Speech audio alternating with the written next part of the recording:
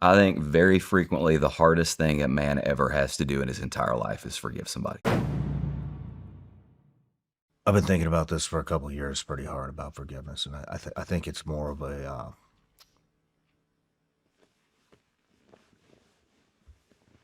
for lack of a better term, I almost think it's kind of a selfish thing to do because it's really, what I've figured out is it's for yourself, which is what you're saying. I mean, you're healing wounds by forgiving. And the more I do it, the more I figure it out, the better I feel because right. you are letting go of shit. That's right. And it doesn't mean you have to, you know, be around this person, pray, That's right. praise them, talk about them. But I mean, it's just kind of like letting it go. So, man, the path, like, if I'm a Self-cleansing process. It's really hard to do. I think very frequently the hardest thing a man ever has to do in his entire life is forgive somebody. And he's like, man, would you please forgive me? And the guy, it says, out of the kindness of his heart, he forgives him. But then that guy, he turns around and he finds somebody, in all 21st century he finds somebody that owes him, like the cost of a postage stamp.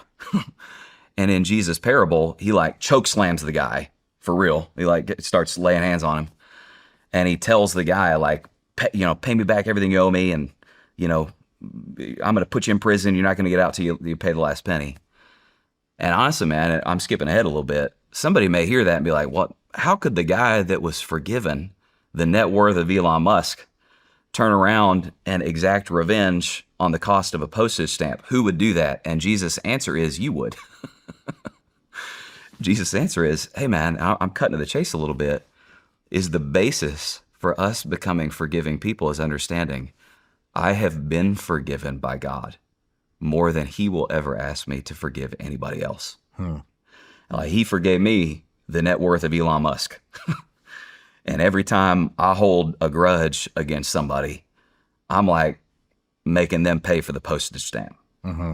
Now, what's interesting about that parable, though, let's take it back to where you started, is you're like, man, it kind of felt like it's selfish.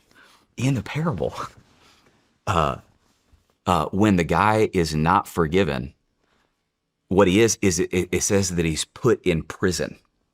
And the implication, Bible scholars think, what Jesus is saying is he's saying, hey, man, do you know what unforgiveness is like? It's like a prison. And do you know who's in the prison?